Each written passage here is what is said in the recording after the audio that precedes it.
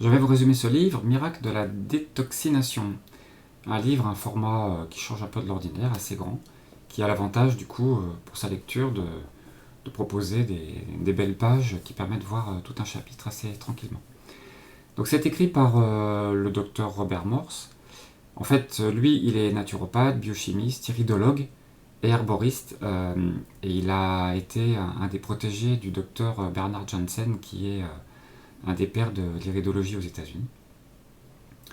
Et c'était pour le docteur Bernard Jansen un des meilleurs pour lui. Et donc en fait, Robert Morse a depuis 1974 deux cliniques en Floride et il enseigne à des médecins, des professionnels de santé, l'art de la détox et de la régénération cellulaire. En fait, il y a 35 ans, il a mis au point des formules de plantes qui visaient à la régénération des tissus et à des cas bien particuliers pour pouvoir sortir du bourbier dans lequel l'organisme se trouvait, donc avec l'aide des plantes. Vous allez voir, du coup, je vais vous montrer l'étape des matières, tout ce qui va pouvoir être abordé dans ce livre. Je vais en résumer une petite partie, bien sûr, parce que c'est plus de 340 pages et du coup, c'est un livre qui est vraiment très très très complet et qui va aborder beaucoup de choses. C'est une édition française traduite de l'édition anglaise de 2012. Et il indique que ce livre a été écrit pour les profanes et les professionnels, sachant que les parties les plus techniques peuvent être passées. C'est pas si technique que ça, maintenant voilà, je vous montrerai quelques exemples, il explique quand même bien, dans le détail suffisant pour que l'on comprenne bien notre fonctionnement. Donc il commence en disant que l'alternative au traitement est la véritable naturopathie, qui est basée sur la détoxination. Et il dit, gardons la médecine chimique pour les urgences et les cas extrêmes. Donc les méthodes naturelles, la santé naturelle n'est pas une alternative en fait aux médecines, c'est une médecine traditionnelle. Il explique qu'effectivement, ça fait plusieurs centaines de milliers d'années que l'on a ces médecines traditionnelles et que la médecine chimique n'a que 125 ans. Qui a pu avoir comme effet parallèle d'avoir des maladies qui ont grimpé en flèche liées au fait que cette médecine chimique n'est pas toujours utilisée à bon escient. Sachant que la médecine, selon lui, devrait seulement consister en remèdes naturels qui alcalinisent et nettoient et régénèrent l'organisme. Donc à la fin, je vous dirai ce qui, selon lui, sont les 10 trucs pour réussir, puisque déjà il convient quand même d'introduire un peu les sujets. Alors dans son livre, il a une partie sur la comparaison anatomique et physiologique des espèces, qui le conduit à dire que les humains sont frugivores. À la fin, je donnerai mes conclusions sur différents points à aborder dans ce livre. Pour l'instant, je me contente d'expliquer ce qu'il aborde et les principales choses qu'il affirme. Un gros chapitre après sur la physiologie, et ça c'est vraiment bien fait, très intéressant, parce que du coup là il va vraiment décrire tout notre fonctionnement. Donc il démarre par parler des 4 processus de base. Le premier qui concerne l'absorption, parce que c'est bien beau de manger des choses, mais effectivement on va passer par une phase d'absorption, qui peut être gênée entre autres par ce qu'on appelle la plaque mucoïde, qui va être constituée de gluten, de protéines exogènes, bref, de différentes choses qui vont ralentir l'absorption. Dans les processus de base, il y a l'assimilation, qui va être gênée si on a un organisme trop acide.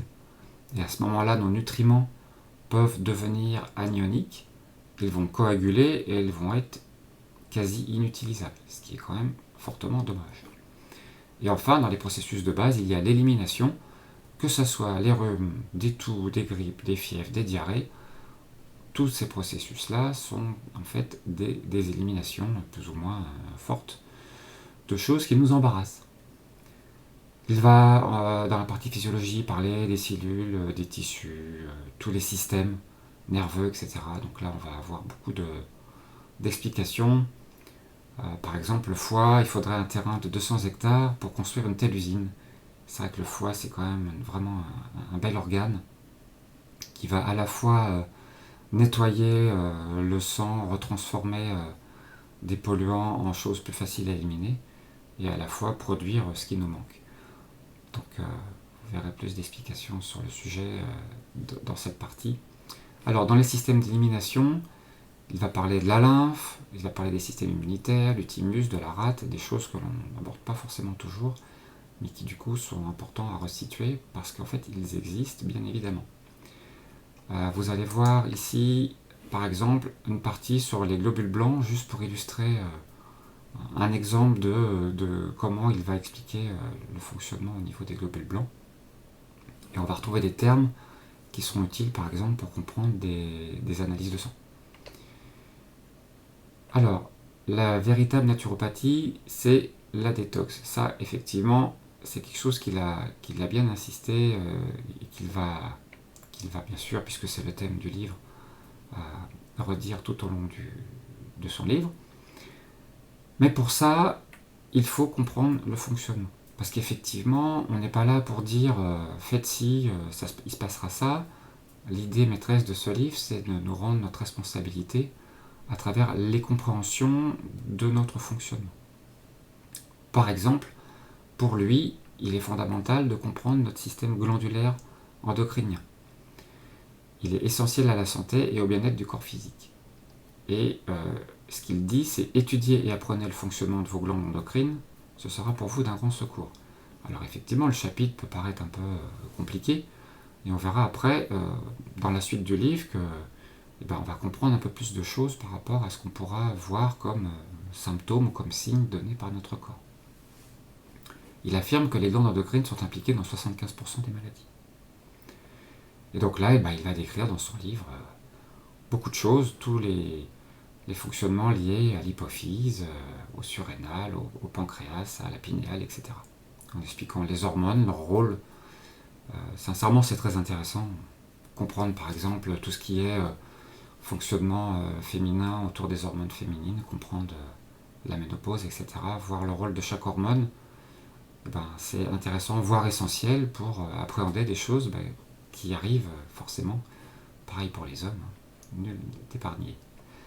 Après, un chapitre sur l'alimentation, bien sûr, qui est conséquent, où il va parler des principales catégories de macronutriments, comme les glucides par exemple, en disant que les sucres raffinés ou complexes sont des choses qui vont créer des surcharges, qui vont déclencher des systèmes d'élimination via des acides carboniques par exemple, et qui vont conduire à des éliminations qui vont contribuer fortement à l'acidose du corps.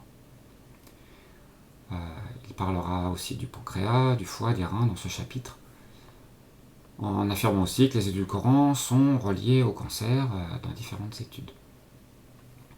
Avec quelque chose au passage dit que les sucres naturels nourrissent le cancer est un mythe. Au contraire, les cellules viables en ont fortement besoin pour combattre les cellules cancéreuses. Effectivement, on a remarqué que les cellules cancéreuses aimaient bien le sucre et du coup on peut avoir tendance à vouloir, on va dire, combattre les cellules cancéreuses en affamant le corps par rapport au sucre. Dans tous les cas, il y aura formation de sucre à partir de processus liés au foie. Effectivement, il ne faut pas oublier les cellules viables qui, elles, ont besoin du sucre pour son fonctionnement. Voilà un exemple aussi dans son livre du métabolisme des glucides, où il leur explique bien, entre autres, que dans la bouche, il y a des choses qui se passent et que l'on a besoin de mâcher, de mastiquer suffisamment longtemps pour que ces phénomènes de digestion puissent se mettre en place. Il parle aussi des lipides, bien sûr, qui sont essentiels vraiment, à la fois réserve d'énergie, qui nous protègent physiquement par un rembourrage, qui favorise l'assimilation des vitamines liposolubles, qui contribuent à l'isolation thermique, qui constituent la membrane cellulaire, et qui sont aussi des médiateurs d'anti-inflammatoires, ce qui est quand même vraiment fondamental. Et donc ces lipides, dans les sources, ce sont les fruits, bien sûr, mais les noix, les graines, et tout ce qui est légumes bio. Donc les lipides sont essentiels. Il parle des enzymes, car bien sûr les enzymes sont des éléments qui contribuent à l'assimilation. Donc le pancréas est un organe très important dans ce fonctionnement enzymatique. Il nous parle des composés phytochimiques, avec les acides aminés, on va rentrer dans la micronutrition, qui sont, ceux des plantes sont plus énergétiques, ils sont faciles à décomposer et à assimiler par notre organisme. A contrario, la viande nécessite un processus digestif plus radical et consommateur d'énergie. Entre autres, là encore, on peut avoir une réaction acide de l'organisme qui va créer une acidose plus importante. Sa clinique lui a permis aussi de faire énormément d'observations, bien sûr. Et aujourd'hui, sa conclusion, c'est qu'après 30 années d'observation clinique, le fait de tirer les antioxydants d'aliments crus et non transformés est bien mieux que d'acheter des extraits non synergiques. Donc là, il parle de tout ce qui peut être vitamines isolées, qu'elles soient chimiques d'ailleurs ou naturelles. Lui, clairement, il dit qu'il vaut mieux s'orienter vers une alimentation crue, en ciblant les aliments les plus intéressants, pour pouvoir combler certains manques. Il nous parle des principes amers, qui sont très importants pour le foie, les intestins et le pancréas. Pour lui, les huiles essentielles, ce sont des choses très puissantes et à utiliser à bon escient. Donc effectivement, de manière contrôlée et modérée. Les tanins aussi sont intéressants, donc il décrit tout ça. Au niveau pH des aliments, le calcium végétal est alcalin et agit avec le magnésium, le sodium et le potassium pour alcaliniser les fluides corporels. Il parlera plus loin des autres types de calcium. Donc l'énergie des aliments, c'est un point essentiel dans le sens où cette énergie des aliments que quelque part, alors qu'on peut mesurer en Armstrong et qu'on va avoir des valeurs qui vont... Voilà, ces valeurs changent et c'est pas forcément la peine d'en citer, mais effectivement, on peut mesurer ça, mais ce qui est essentiel de comprendre, c'est que des aliments vivants, donc cueillis il n'y a pas très longtemps, cueillis mûrs, ces énergies-là vont être des choses qui vont être réellement utiles, et ces affirmations, on va les trouver dans beaucoup de livres et dans beaucoup d'études. Donc il en parle dans un chapitre de ce livre. Alors, la partie crue, puisqu'effectivement dans son livre, elle est bien marquée au début, alimentation crue et plantes médicinales pour une régénération cellulaire totale. Donc, effectivement, pour une régénération cellulaire totale, alors, on va parler de phases, on va dire, de la vie qui peuvent être liées à des maladies ou à des gros symptômes. Donc, c'est, quelque part, n'oublions pas sa clinique. Qui dit clinique, c'est pas des gens ne vont pas dans la clinique pour uniquement améliorer un petit peu leur santé. Il a effectivement des gens qui sont face à des gros problèmes. Donc à partir de là, il recommande 100% de cru. Puisque cette phase de détoxination va être du coup optimale en rajoutant des plantes avec cette partie 100% de cru. Mais il insiste bien sur les changements qui doivent être progressifs. Donc attention à ne pas se lancer brutalement dans des changements trop importants. À travers ces aliments crus, bien sûr, on va retrouver le côté vivant et le côté énergétique dont on parlait juste avant. Il a un chapitre sur les habitudes toxiques, parce qu'effectivement, nombre de concepts de santé sont erronés. C'est comme ça, on va pas. Il épilogue pas d'ailleurs sur les pourquoi et les comment. Il se contente de dire, au final, qu'est-ce qu'il faut revoir, quelles sont nos habitudes toxiques. Il démarre par le lait et les produits laitiers, en disant que le lait de vache est trop riche en protéines, en minéraux et en lipides pour nous. Le lait de vache, il est lié pour une croissance squelettique et musculaire du veau, alors que le lait humain, il est lié à la croissance du cerveau. Ce ne sont pas les mêmes constructions de produits pour les mêmes objectifs. Et pour couronner le tout, nous cuisons par la pasteurisation ou tout ce qu'on peut imaginer comme processus qui vont amener à chauffer le lait, même très rapidement. Et ça, concrètement, ça modifie la composition chimique du lait, ça détruit toutes les vitamines hydrosolubles, ça sature les graisses, et ça lie entre eux certaines protéines en minéraux, qui va faire en final un produit mort qui va être très très difficile à évacuer en final, parce qu'on va en tirer très peu de choses, et à part mucus et constipation, on va en tirer que très peu de choses. Et comme le calcium réclame du magnésium pour être assimilé, le lait de vache n'en contenant pas assez, seulement 20% du calcium du lait de vache pourrait être assimilé. Donc, il va parler aussi des hormones de croissance qui vont favoriser toute la partie cancer.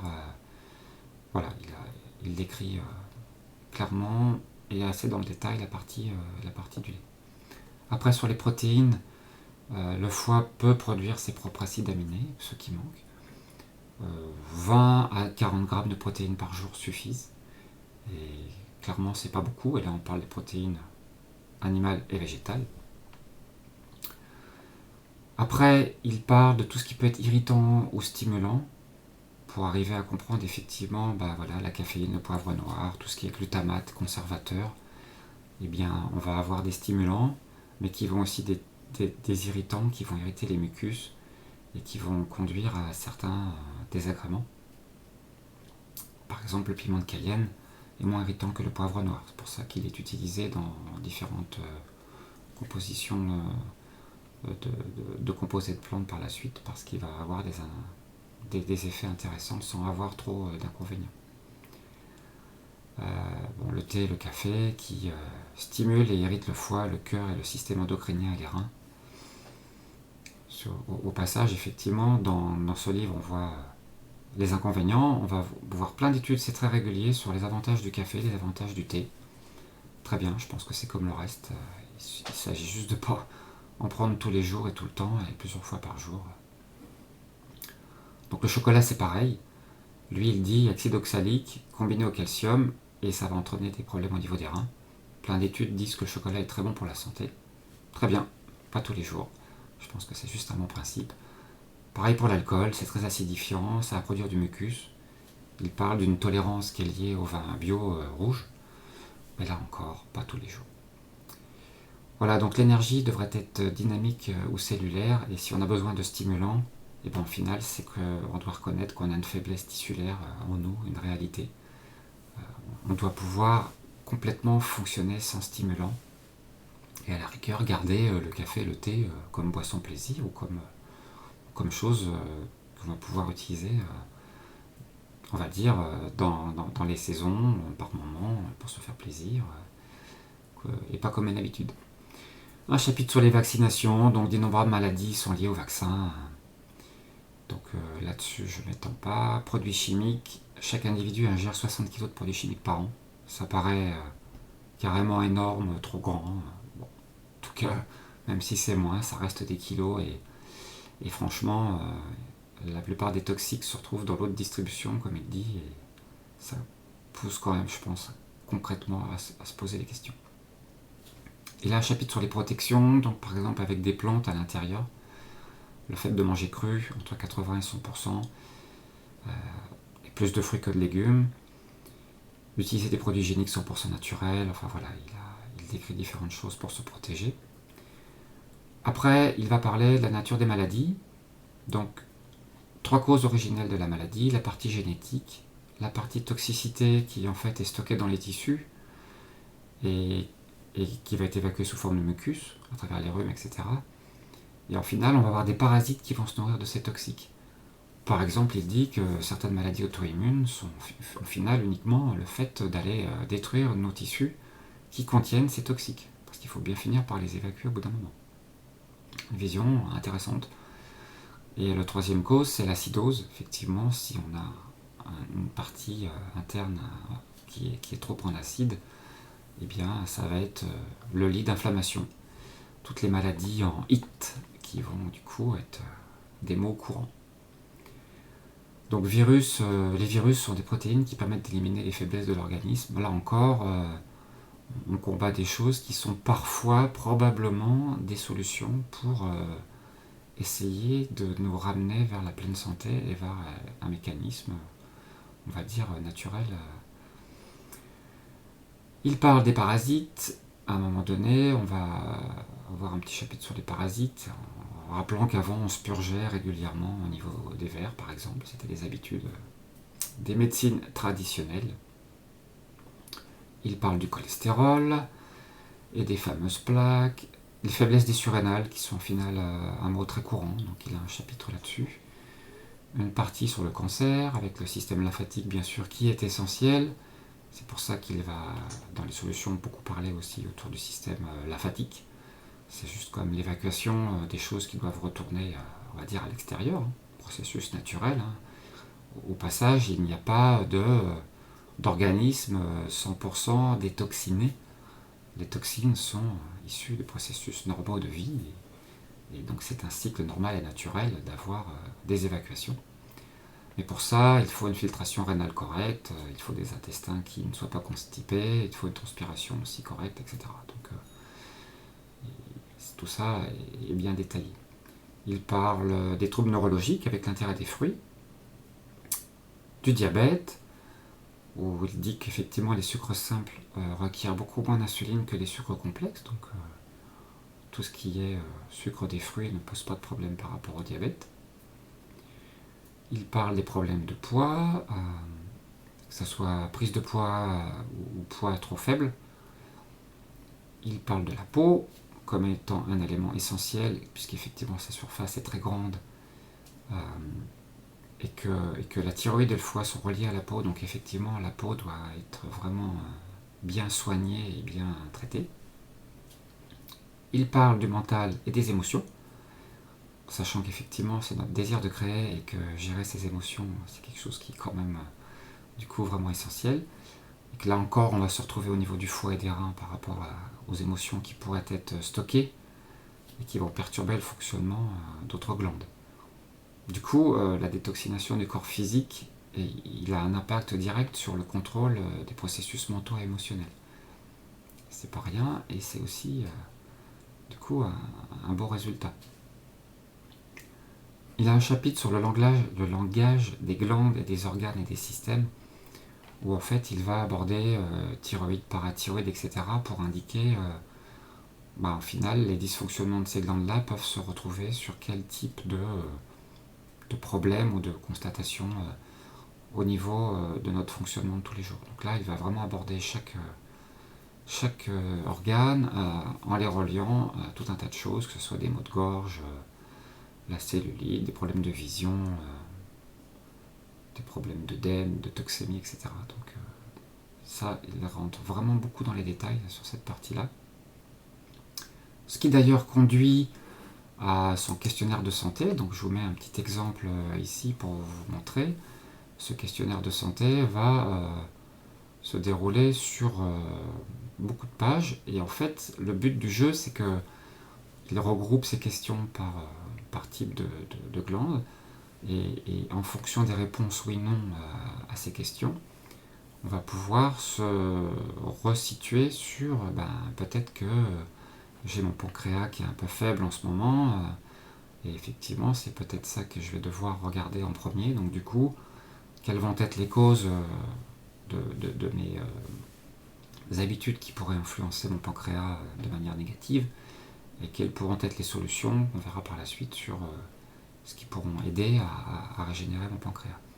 Donc cette partie questionnaire est très bien faite.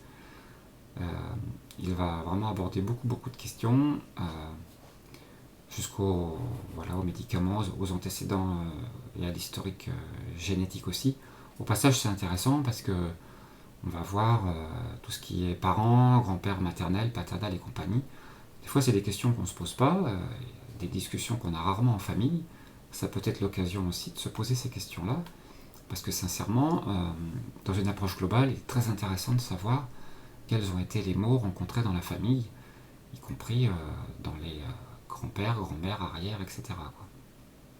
Donc, c'est pas inintéressant de remplir ce questionnaire, même si ça va bien, ne serait-ce que pour la suite, quand on va commencer à aller voir un thérapeute holistique et global qui va vous poser ce genre de questions auxquelles on se dira, en fait, j'aurais mieux fait de poser les questions pendant que les gens étaient encore présents ou que la mémoire était encore là. Après, on va parler de éradiquer la maladie.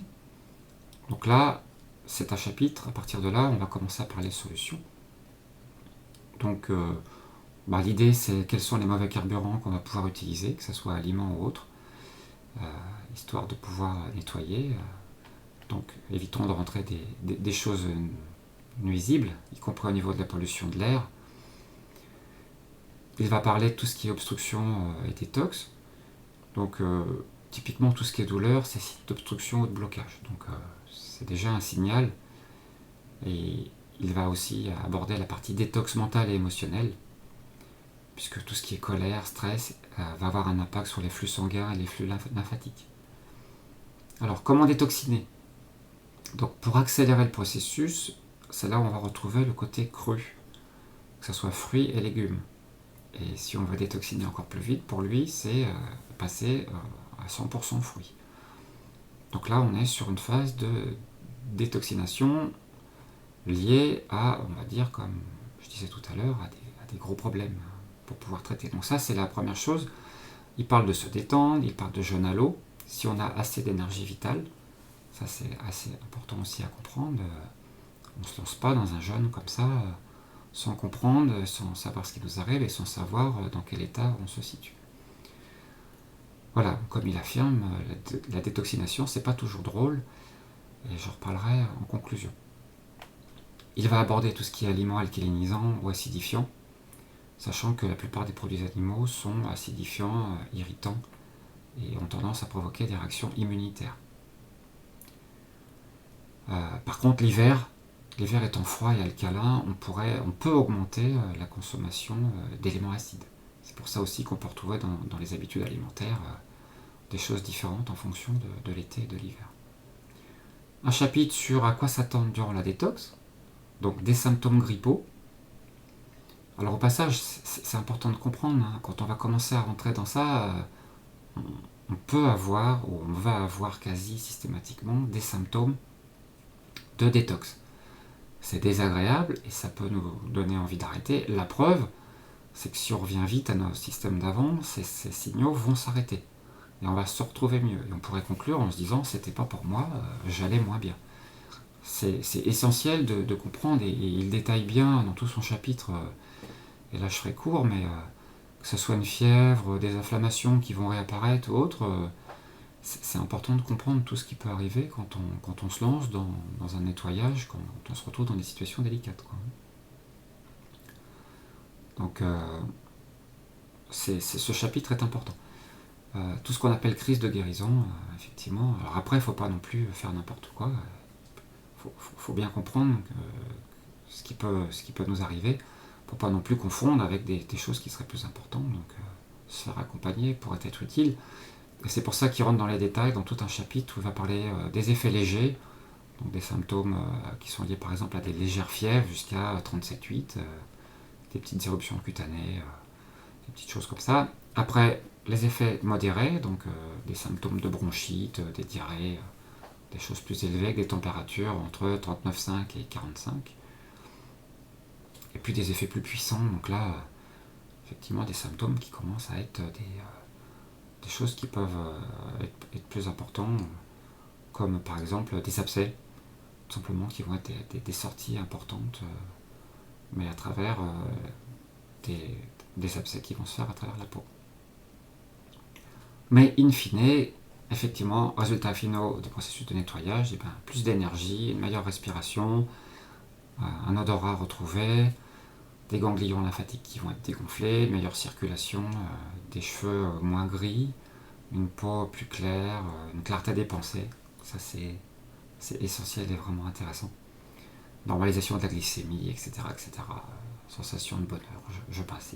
Il cite tout ce que l'on peut voir en face de ces efforts de détoxination. Il y a un chapitre aussi sur une trousse de premier secours, quels sont les éléments à avoir à la maison. L'huile de ricin par exemple. Alors après, jeûne et détox. Donc là il parle comment faire des choses qui sont, on va dire, clairement détoxifiants, comme par exemple commencer par un jour de cru, tout simplement. Et dans ce cas-là, on est sans éléments protéinés, type noix ou autre. Et puis après, on peut passer à 2 jours de cru, 3 jours de cru, bref. Ça rejoint ce côté soyons doux, là, y aller doucement. Et puis faisons nos expériences, et puis voilà, respectons-nous. Il parle de 100% fruits, pourquoi pas, avec du raisin par exemple. Voir ma vidéo sur Johanna Brandt et sa cure de raisin. Après, on peut imaginer aussi tout ce qui peut être diète au jus. On n'est pas forcé de faire un jeûne à l'eau. On peut très bien faire une diète avec un jus de fruits par exemple pour faire des gros nettoyages, ou de légumes, ou de légumes et fruits. Enfin voilà, tout est faisable et tout peut être testé. Pour le jeûne à l'eau, bien sûr, il parle bien d'eau osmosée ou distillée, pas d'eau du robinet, avec des phases de préparation, comment rompre, etc. Donc Son chapitre est assez simple mais intéressant aussi. Un chapitre sur la santé des intestins, donc bien là les intestins pour lui clairement c'est aller à la selle 2 à 3 fois par jour et ne pas sauter une journée. Voilà. Attention aux formules pour aller à la selle, effectivement il va y avoir des irritations et des espèces de... Ces stimulations vont faire que l'organisme va s'habituer, donc il faut être très prudent par rapport à ça. Il parle aussi des irritations coloniques et des lavements. Alors, la vitalité en mangeant. Donc quel aliment consommer? Des fruits, des baies, des légumes. Donc là en fait il va commencer à rentrer dans pas mal d'explications sur les aliments qui sont acidifiants. Il va les lister. Au passage, il dit le plaisir, le rire, le bonheur, le repos et le sommeil sont alcalinisants. Même en parlant de l'alimentation, il rappelle aussi ces composantes émotionnelles. Les combinaisons alimentaires, donc il va citer Shelton, en parlant effectivement un peu de chimie. Les bases et les acides se neutralisent, donc peuvent entraîner des putréfactions, des fermentations. Donc on doit bannir tout ce qui est par exemple protéines et féculents au même repas, ou les fruits avec d'autres aliments. Au passage, ne jamais manger quand on est contrarié ou en colère. Voilà, on va retrouver, donc j'ai aussi fait une vidéo sur les combinaisons alimentaires où vous trouvez plus de détails. Bien évidemment, la mastication, le rôle de l'amylase salivaire, il insiste beaucoup. Et il conclut en disant moins on mélange, mieux on se porte. Donc là encore, quand on est dans des phases où on doit essayer de détoxiner un peu plus, appliquer ces principes-là, franchement, c'est plus de confort et plus d'efficacité, c'est une évidence. Après, dans la vie de tous les jours, à chacun de voir et faire ses expériences et de ressentir. Donc, autre chose sur les menus détox, quand on est en détox, la viande n'est pas préconisée, sinon pas plus de 3 fois par semaine et au déjeuner. Voilà ce qu'il indique. Et au démarrage, sans protéines, ni animales, ni végétales. Donc il a des menus détox comme ça, où il explique comment pouvoir démarrer calmement. Il parle des jus. Donc pour lui, 2 à 4 verres de 30 centilitres par jour, et en accompagnement d'alimentation crue. Voilà. Pas dans des litres de jus chaque jour. Alors, légumineuses et céréales, bonnes ou mauvaises? Il rappelle que ce sont des aliments au sommeil qui contiennent des inhibiteurs d'enzymes et qui sont très riches en protéines. Donc globalement, elles sont acidifiantes et difficiles à digérer. Et elles vont demander plus d'énergie. Sauf quand elles sont germées. Bon, après, il parle du mythe du soja, bien sûr, qui pour lui est surtout une toxine, surtout cuit ou transformé. Il a 3 pages de recettes, petites recettes simples, autour de crudités, sur comment se faire des belles assiettes pleines de couleurs et agréables à manger. Après, tout un chapitre sur le pouvoir des plantes. Là, il rentre beaucoup dans les détails. Il a du coup tout un module sur les plantes médicinales avec un guide de référence qui est sur une vingtaine de pages. Et il dit quelque chose d'intéressant, je pense. Enfin, moi, ça me parle, mais préférez les plantes des pays où vous vivez. Ça paraît de bon sens, mais voilà, c'est son conseil. Donc au niveau des plantes, par exemple, je vous montre ici une de ces pages pour vous montrer dans quel détail il va rentrer, plante par plante, pour pouvoir que vous vous rendiez compte de comment il va traiter chacune de ces plantes, sachant qu'il en traite beaucoup. L'aubépine, la bardane, le chardon-marie, la consoude. C'est des plantes du coup qu'on va pouvoir retrouver chez nous. Pas mal de plantes, le fenugrec, qui sont en fait des choses, le framboisier, des choses on va dire simples. C'est pas des plantes exotiques chinoises lointaines. La gentiane, le gingembre, la guimauve. On va retrouver des choses qui sont parfois anciennes, en tout cas utilisées anciennement. Le maïs, le marron d'Inde, le millepertuis, la myrtille, l'orme rouge, les orties, l'oseille, le persil, le piment, le pissenlit, donc le plantain, la prêle. On voit toutes ces plantes qui sont des plantes qui sont au final accessibles. La réglisse, le trèfle des prés, la valériane. Voilà. Il y en a bien plus que ça, je n'ai cité quelques exemples. Un chapitre sur les formules à base de plantes, parce qu'en final, les plantes se prennent à la fois dans leur totem et par combinaison pour pouvoir avoir une synergie. Donc il fait des formules où il met plusieurs plantes en même temps, et généralement pour lui, au niveau des plantes, il faut y aller assez fort. Il dit qu'on peut prendre 6 à 7 formules en même temps pour avoir des meilleurs résultats. Donc une fois de plus, on est dans des cadres, dans un cadre d'une clinique avec des gens qui arrivent, qui ont des choses à traiter, et ils ont souvent attendu longtemps, voire ils sont allés avant dans la médecine chimique et autres, donc ils ont beaucoup de choses à faire. Donc voilà, lui, le docteur Robert Morse, il y va fort avec des plantes qui ont des effets importants pour pouvoir aider à détoxiner. Et après, du coup, il y a un autre module où il aborde la régénération de chaque système par les plantes. Donc que ce soit le système cardiovasculaire, du coup, il va citer les plantes qui peuvent être prises seules pour la détox, par exemple, le marronnier d'Inde, etc. Les plantes prises seules pour le renforcement, ou des formules, par contre, de détoxination, ou des formules de renforcement. Et comme ça, il prend système par système pour à chaque fois indiquer des formules qui vont pouvoir faire ces différentes fonctions que je viens de citer là. Le système intestinal, lymphatique, musculaire, le système nerveux, reproducteur, respiratoire, squelettique, etc., etc. Il aborde beaucoup de systèmes dans cette philosophie-là. Il parle aussi des antibiotiques, en disant que c'est souvent pas la peine de rajouter de l'acidité à l'acidose, donc à utiliser à bon escient. Et puis, après, un chapitre sur les outils pour une vie saine. Donc, les habitudes saines, quelles sont-elles? Il en cite quelques-unes, comme par exemple, soyez bon envers vous-même. Il commence par ça. Donc, être déterminé, faire de belles choses en passant au cru, doucement, etc. Très bien. Il ne faut surtout pas s'oublier et pas tomber dans des excès non plus. Deuxièmement, la méditation. Après, de l'exercice, la respiration, le brossage à sec de la peau. Alors, c'est vrai que c'est un peu sa marque de fabrique, le brossage à sec de la peau, parce qu'en final, tout ce qui est lavage à travers les douches et tous nos produits cosmétiques, franchement, ne respectent absolument pas la peau, effectivement.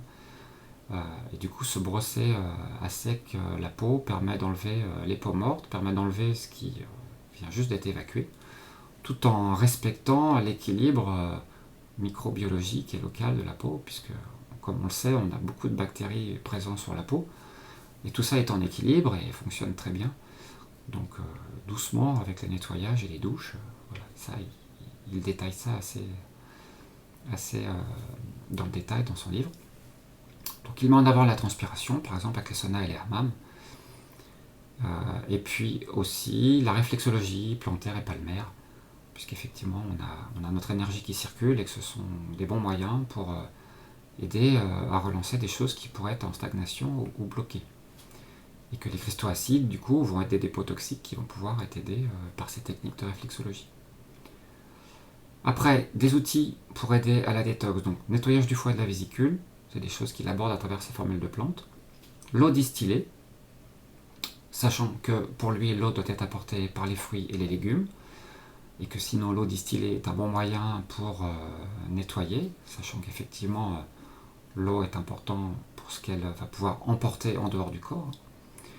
Et si on n'a pas d'eau distillée, il parle d'osmoseur.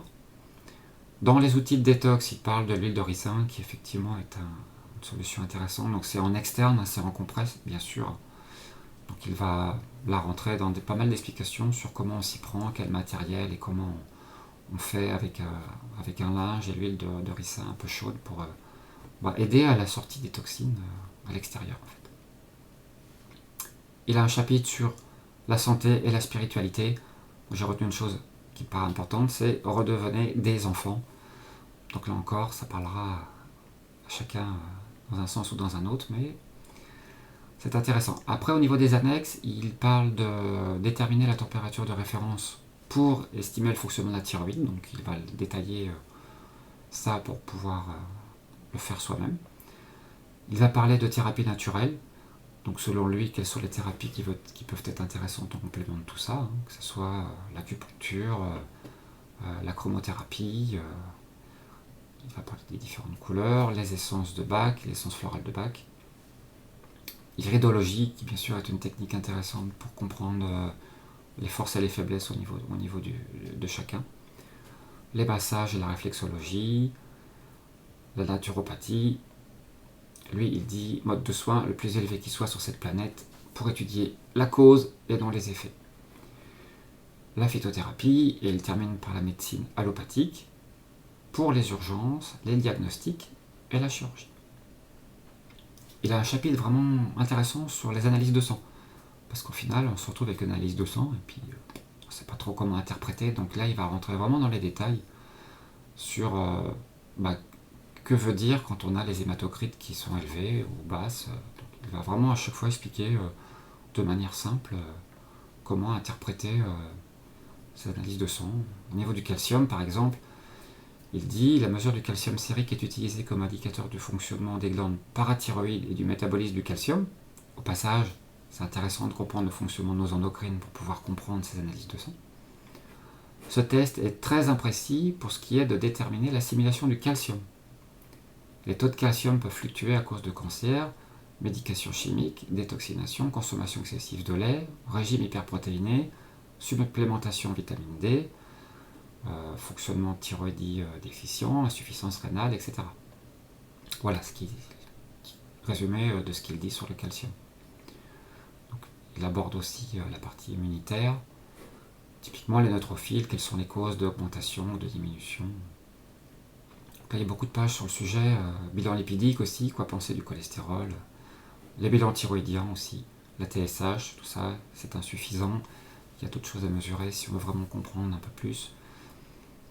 Et d'ailleurs, sa dernière partie, c'est les imprécisions d'analyse de sang, où il va vraiment dire ce qu'il manque et du coup comment vraiment comprendre ces analyses. Et puis en dernière annexe, il a analyse minérale des tissus, qui est un complément. Voilà, on en arrive à ma conclusion finale. 340 pages de ce livre, franchement, je pense qu'il est très accessible parce qu'il reste simple. Il est facile à lire, la présentation, du coup son format fait que on a nos 2 pages et on peut bien voir chaque chose et les appréhender et les comprendre. On comprendra mieux notre physiologie, l'effet des différents apports alimentaires sur notre santé et les réactions physiologiques que ça pourra avoir. Aussi comprendre nos habitudes, toutes les habitudes qui ont des effets toxiques. On va mieux comprendre et mieux appréhender ce que l'on appelle maladie, sachant que maladie, souvent sur des processus naturels et normaux pour nous ramener vers la pleine santé. Donc l'idée c'est arrêtons de combattre à tout prix ce qui apparaît être comme une maladie. D'abord la comprendre, savoir d'où ça vient pour éviter les futurs problèmes de santé et comment l'accompagner et comment faire en sorte que cette maladie ait pu nous sortir d'une situation délicate. Dans ce livre, on va bien comprendre les outils de la détox, que ce soit le jeûne, les plantes ou autres. Ça va être une aide appréciable pour sortir au plus vite d'une situation pénible. Personnellement, moi j'ai vécu ce qu'il décrit à travers mes expériences de détoxination. Comme il dit, la détox, c'est pas toujours drôle. Le corps peut se déconstruire pour se débarrasser de ses faiblesses, mais il va se reconstruire à la perfection. Et il dit, vous pourriez n'avoir besoin que d'un, 2 ou 3 cycles de nettoyage pour faire disparaître la plupart de vos symptômes. Effectivement, ça a été mon cas par rapport à des douleurs articulaires. Et le reste de votre vie, consommation et élimination continue. Effectivement, les toxines sont issues d'un processus normal, donc on est en élimination continue. Puisque le corps continue d'approfondir son nettoyage en continuant d'apporter des fruits et des légumes crus régulièrement. Ces évolutions vont devenir subtiles, on les sentira moins, mais effectivement, ponctuellement, on peut avoir des symptômes avec des libérations de mucus, quelques rhumes. C'est vrai que personnellement, des rhumes, ça fait quand même un certain temps maintenant que j'en ai plus. C'est juste quelques petits écoulements ou une petite fièvre très rapide. C'est très très rapide en fait. C'est les mêmes processus, mais en beaucoup plus court. Donc en final, est-ce que c'est un miracle ? C'est à la fois un miracle parce que les situations critiques, franchement, allez voir ses vidéos, je vous mettrai en description sa chaîne YouTube où il donne des exemples. Des fois, effectivement, on peut sortir de situations critiques, donc ça peut paraître être un miracle. Mais c'est tout simplement notre fonctionnement physiologique naturel, et quand on le comprend, au final, on va pouvoir appréhender notre part de responsabilité dans nos comportements. Donc 100% de cru, c'est surtout pendant la phase de régénération, surtout pas trop rapidement. C'est certain que garder un maximum de creux dans la vie de tous les jours, c'est utile. Je pense personnellement qu'à tous les repas, c'est bien, surtout en début de repas, pour d'autres raisons que j'ai pas dit là, mais qui sont assez importantes aussi par rapport aux réactions, par rapport au QI. Et puis effectivement, la médecine allopathique à garder pour les urgences, les diagnostics, parce que les techniques de diagnostic sont vraiment intéressantes et puissantes, et la chirurgie. Et revenir à une médecine traditionnelle, ça paraît très bien. Donc ces 10 trucs pour réussir qu'il cite, c'est premièrement l'alimentation, que ce soit les aliments, les boissons ou la respiration. Solliciter l'aide d'un praticien de santé ayant l'expérience d'une alimentation vivante et autres procédures de détoxination, ça c'est son deuxième conseil. Le troisième, c'est de faire appel à l'iridologie, en fait la lecture de l'iris, pour pouvoir avoir une compréhension du terrain de la personne, quelles sont ses forces et ses faiblesses. Effectivement, c'est quelque chose que je pratique et c'est franchement intéressant parce qu'on n'a pas besoin de beaucoup on va dire, de techniques de diagnostic modernes. On a déjà vraiment une photo de la réalité du terrain des gens et ça c'est un bel outil. Donc son quatrième conseil, effectivement, sur les faiblesses glandulaires, comme ça concerne beaucoup de monde, mais à travers son questionnaire, on peut déjà aborder un peu mieux notre état. Cinquième conseil, faites circuler la lymphe, donc bougez. Utilisez des plantes, mais bougez. Mangez des fruits aussi, mais surtout bougez, tout simplement. On n'est pas fait pour être assis, il va falloir que je me lève. Prendre soin de la peau, son sixième conseil, donc transpiration, brossage à sec. Voire des douches écossaises, le chaud-froid ou le froid tout court. Tout ça, ça va relancer des processus. C'est très intéressant. Nettoyer le foie, améliorer le pancréas, toujours ces organes essentiels dans la chimie de notre fonctionnement interne. Les médicaments chimiques, au final, lui ce qu'il dit, c'est qu'il y aura peu d'interaction avec son programme et ses plantes. Donc, toujours dans le cas où grosse pathologie mise en place de ces processus de détox. Les crises de guérison, ne pas oublier, elles sont normales, naturelles et positives. Elles ne doivent pas faire peur si ça reste dans des cadres acceptables. Et puis enfin, il parle d'attitude, effectivement, faire ces choses-là qui parfois sont pas marrantes, sont avec des effets un peu négatifs, on doit juste continuer d'apprécier ce qu'on est en train d'accomplir et puis se souvenir du pourquoi on est en train d'assainir notre corps, parce qu'à la clé, il y a quand même tellement de belles choses que je pense qu'effectivement, c'est très intéressant. Voilà pour le résumé de ce livre.